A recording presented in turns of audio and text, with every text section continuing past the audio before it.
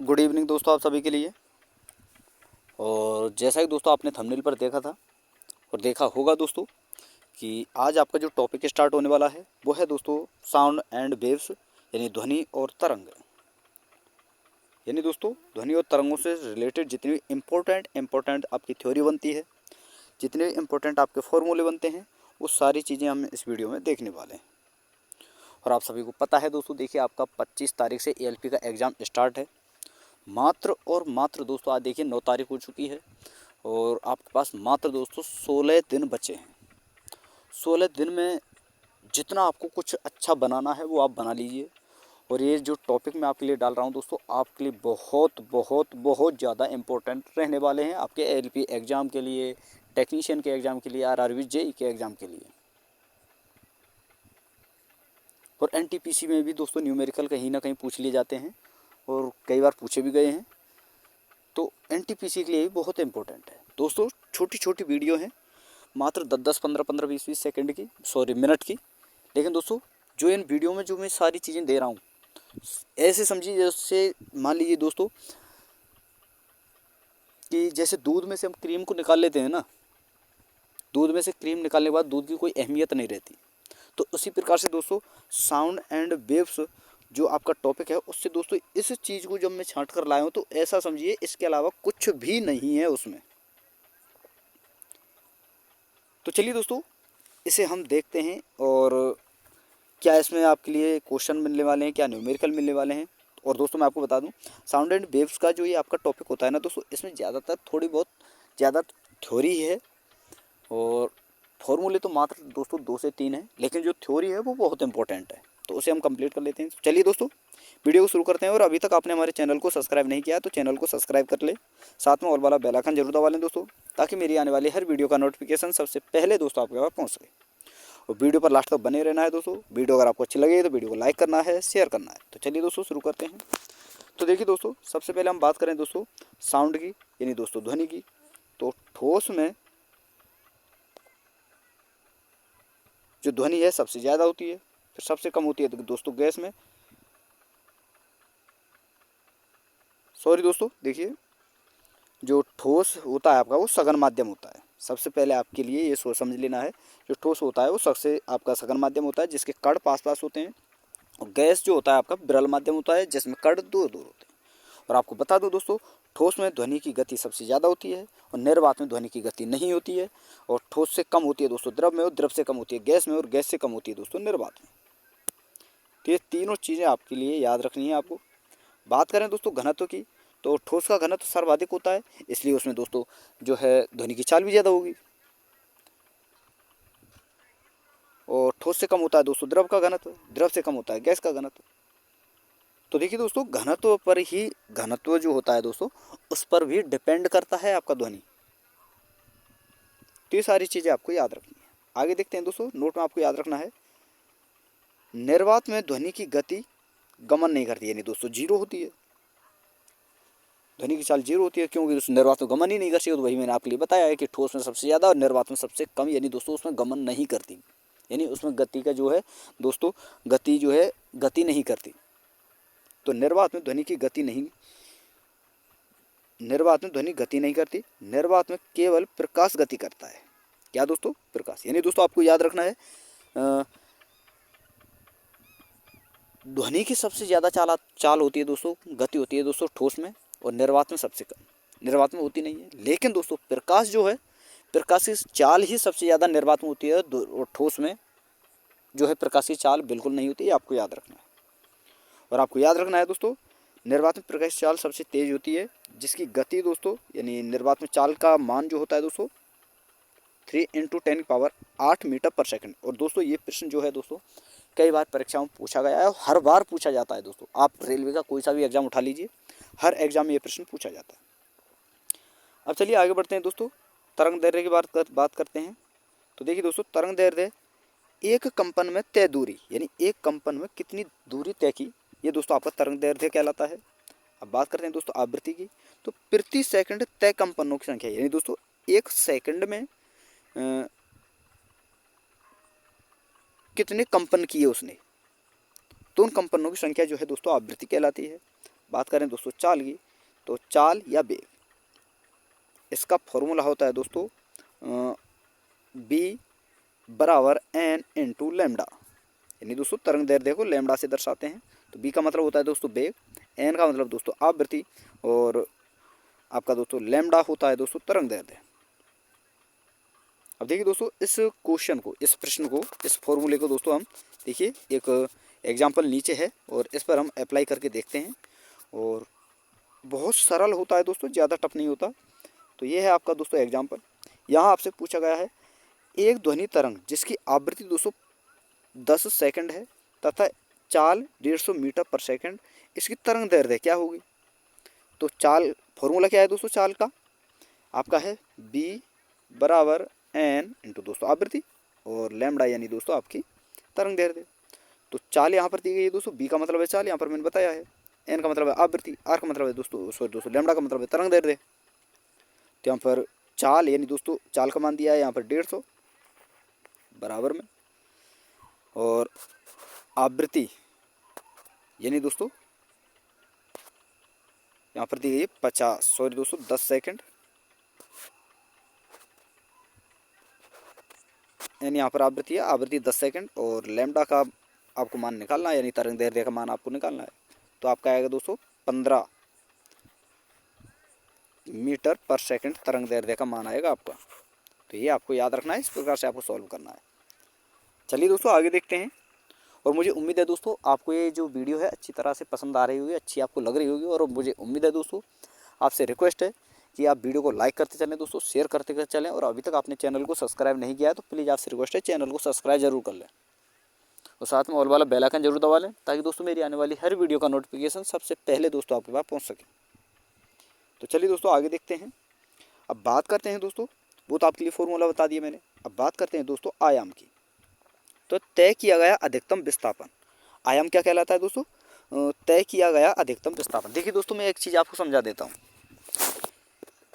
अगर हम किसी रास्ते पर जाते हैं, मान लीजिए ये कोई रास्ता है आपका, और हमने यहाँ से चलना स्टार्ट किया और यहाँ पर हम पहुँचे, तो ये तो हुई दोस्तों आपकी दूरी, ये हम घूम कर गए यहाँ पर, ये ऐसे ऐसे ऐसे इस प्रकार रोड के हिसाब से हम गए, घूमते घूमते घूमते घूमते। अब मान लीजिए आपसे पूछे कोई, आपसे कहे कोई यार, अरे यार भाई इधर से ना जा, ये शॉर्ट रास्ता है, इधर से चला जा, तो मतलब यहाँ से ये आपका शॉर्ट रास्ता है और यहाँ चला जा, आप जल्दी पहुँच जाओगे, तो आप ऐसा ही करोगे। तो ये जो शॉर्ट रास्ता जो होता है, शॉर्ट गति जो होती है, दोस्तों शॉर्ट जो दूरी होती है दोस्तों, ये जो होता है ये आपकी दोस्तों विस्थापन होता है, और ये आपकी दूरी होती है। तो इस प्रकार से आपको समझना है कि विस्थापन किसे कहते हैं और दूरी किसे कहते हैं। तो देखिए दोस्तों यहाँ पर आपसे क्या कहा गया है, आपसे कहा गया आयाम, तय किया गया अधिकतम विस्थापन, यानी कितना विस्थापन तय किया गया उसे आयाम कहते हैं। और नोट में आपको याद रखना है दोस्तों, तरंग की आवृत्ति दोस्तों तरंग की तीव्रता, तरंग की तीव्रता किस पर निर्भर करती है दोस्तों, आयाम के वर्ग के समानुपाती होती है। तरंग की तीव्रता जो है दोस्तों आयाम के किसके वर्ग के समानुपाती होती है। फिर बोल रहा हूँ दोस्तों, बहुत इंपॉर्टेंट है, पूछा जाता है कि तरंग की जो तीव्रता होती है दोस्तों आयाम के वर्ग के समानुपाती होती है। आगे बात करते हैं दोस्तों, अब आपसे पूछा जाता है कि अनुप्रस्थ तरंगें कैसी होती हैं, अनुदैर्ध्य तरंगें कैसी होती हैं, ये बहुत ज़्यादा पूछा जाता है। तो बात करते हैं अनुप्रस्थ तरंग की। तो डोरी में उत्पन्न तरंगें जो होती हैं दोस्तों, ये अनुप्रस्थ तरंगें होती हैं। सभी विद्युत चुंबकीय तरंगें जो होती हैं ये भी दोस्तों आपकी अनुप्रस्थ तरंगें होती हैं। तो ये आपको याद रखना है, और नोट में आपको याद रखना है दोस्तों। देखिए ये तो हो गया दोस्तों आपका अनुप्रस्थ अनुदैर्ध्य तरंगें कौन कौन सी होती हैं, और ध्वनि तरंग जो होती हैं दोस्तों वो अनुदैर्ध्य होती हैं, बहुत ज़्यादा पूछा जाता है। बाकी दोस्तों आपकी डोरी और विद्युत चुंबकीय तरंगें जो होती हैं ये आपकी अनुप्रस्थ होती हैं। नोट में आपको यहाँ पर दिख रहा है दोस्तों, यहाँ पर आपसे कहा गया है कि दो क्रमागत सुरंगों या दो क्रमागत गर्तों के बीच की दूरी अनुप्रस्थ तरंगें होती हैं, तथा यह दूरी जो होती है दोस्तों ये आपकी तरंग दैर्ध्य की आधी होती है। वेरी वेरी इंपॉर्टेंट है दोस्तों, याद रखना है। आगे बात करते हैं दोस्तों गैस व वायु की। तो गैस व वायु जो होता है दोस्तों ये तरंग दैर्ध्य के कारण चलती हैं, और यानी गैस और वायु में दोस्तों तरंग दैर्ध्य होती हैं, और ठोस और द्रव में दोस्तों अनुप्रस्थ तरंगें होती हैं। तो कभी कभी इनमें दोस्तों देखिए अनुदैर्ध्य तरंगें भी हो जाती हैं। लेकिन गैस और वायु में आपको याद रखना है दोस्तों, अनुदैर्ध्य तरंगें ही होती हैं, अनुप्रस्थ तरंगें नहीं होती।